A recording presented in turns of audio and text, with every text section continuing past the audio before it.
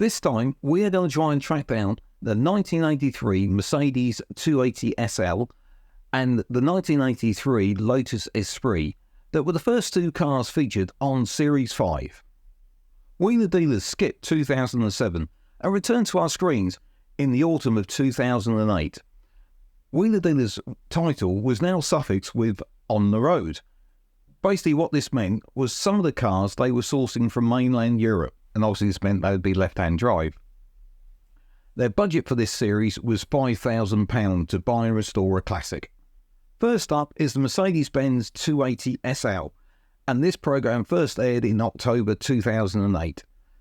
Mike went to Munich in Germany to buy this car, and one of the reasons that this particular car was available is because it wasn't fitted with a catalytic converter. German law wouldn't allow it to be used on the autobahns, hence it was devalued. Once they got the car back to the UK, Ed set about doing some fettling on it. He replaced the convertible roof, they replaced the complete exhaust system, they swapped out the alloy wheels and steering wheel for original items because it had some sort of, to be honest, fairly naff aftermarket ones fitted. They fitted new front discs and calipers, and finally fitted some UK spec headlamps. So let's look at the numbers. Mike paid €6,900 for this car, which equates at the time to £5,400. The repairs and work they did on the car, that came to £1,520, and there was an allowance of £400 in there for travel. The car was then sold for £7,900, and that left them a profit of £980. Now, let's fast forward to 2023 and see what that car would be worth now. Now, I'm using my usual source for information on this, of Practical Classics magazine, Condition 1. However, having been roasted when I didn't sort of devalue something because it was left-hand drive, I've taken 10% off this one. So this car in left-hand drive form, I'm estimating will be worth about £15,000. So in change of price, that would be £7,100. So the bit you're interested in, what happened to that car? Well, the first thing I had to do was try and identify the number plate, and it was only shown during the test drive. But here it is, WRD212Y. So a quick hop onto my car check to see what we've got on this car, and there we go. There's an active record. Now, I always think MOTs are a good indication of the heartbeat of a car. And when we look at this one, interestingly, there is only one MOT, 30th of May 2008. And I would assume, with the fact the program went out in the October that year, that was the MOT that we, the dealers, put this car through. And just a few days later, on the 6th of June, the car was actually registered in the UK. But what we do have is this orange alert for the car having been exported.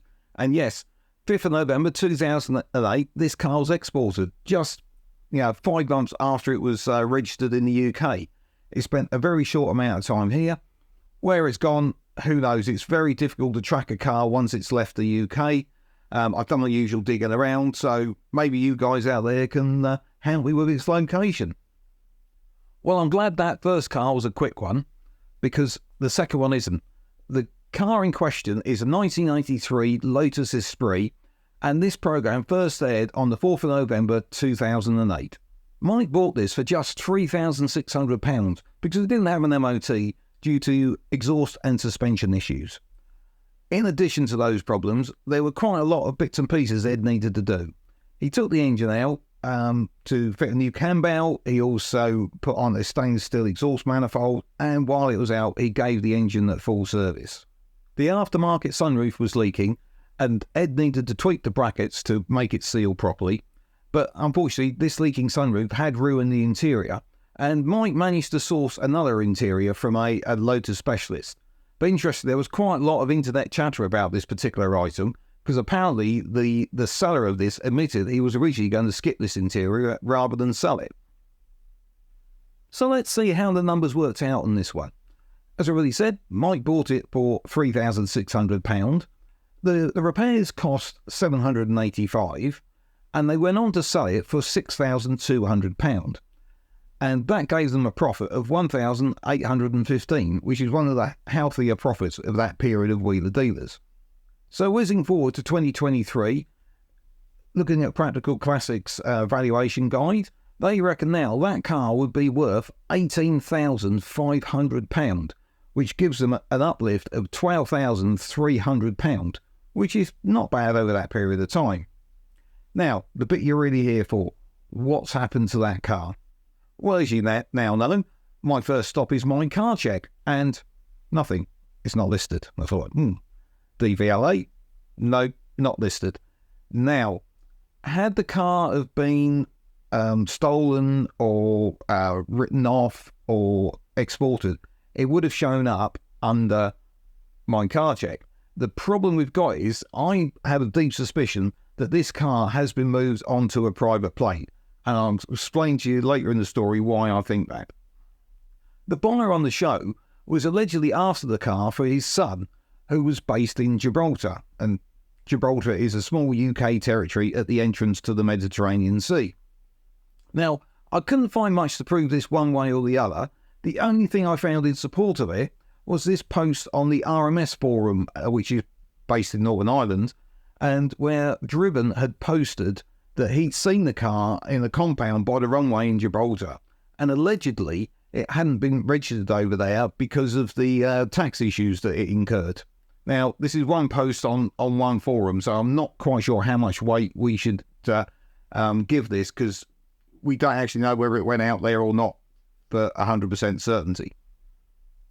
I managed to find this archive page of MOT tests for this car when it's on that registration number, and it does show that the car was MOT'd in 2008, but after that it went quiet. But it does also actually back up the version of events that it had a big MOT failure due to the exhaust and suspension issues before Mike and Ed acquired the car. The next time I can track this car is in July 2013, when Flickr user Alan Gold posted this picture showing the car looking a little bit unloved with a tyre propped up against it. The location for this is unknown. However, looking at the background, this does look like it was in the mainland UK. The next activity I can find on this car was thanks to the Lotus forum, where user Chinster posted in January 2016 a link to the eBay advert. Now, using the way back archive, I have managed to bring up some of that advert, so we've got the front page there of it showing a picture. But also I have brought up the description. Now, this shows that the car was actually a runner, but it did say it had been off the road for some considerable time. And that sort of ties in with the fact that the last MOT was expiring in 2009. Now, the car is now in Sheffield in the UK, and the auction ended at £6,100, which is interestingly almost identical for what Wheeler Dealers sold it for back in 2008. Now, if we go back to that archived MOT data that I found, this car actually passed an MOT in October 2017. So that's nearly 2 years after that eBay auction had ended. So it looks like someone has either totally restored or at least got it back up to a roadworthy condition. But again, this is now where it all goes quiet. So that's why I believe it's on another plate, because had it been scrapped or written off or stolen, it would show on the records. And as we know, when a car gets transferred onto another plate, it doesn't work like a back catalogue taking us back to the previous one. So if you know who's got that car, or you know the plate on it or where it is, we'd love to hear from you. And if you're into your Lotuses, please take a look at this great video we did on the Lotus Carlton 40RA. We've actually drilled down and found the real story of this, which nobody has done before us.